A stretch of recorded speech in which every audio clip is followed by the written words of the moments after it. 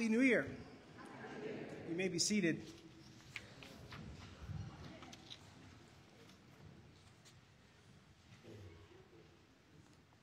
In the name of our Lord Jesus Christ, welcome to each and every one of you as we gather here on this first Sunday in the new year.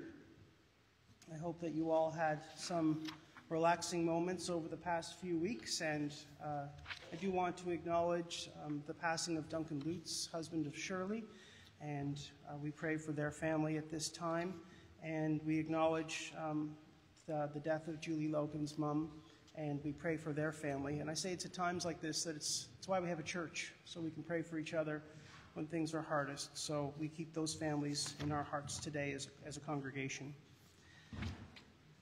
Please join me in our call to worship.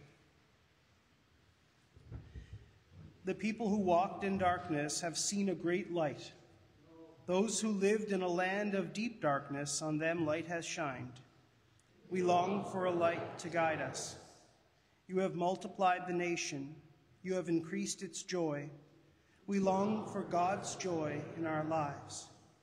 For the yoke of their burden and the bar across their shoulders, the rod of their oppressor, you have broken as on the day of Midian. We long to be relieved of all that we carry.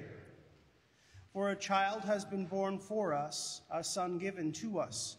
He is named Wonderful Counselor, Mighty God, Everlasting Father, Prince of Peace. He is named Emmanuel, God with us. In this tiny baby, this vulnerable child, we find our light, our joy, our comfort. Joy to the world, the Lord is come.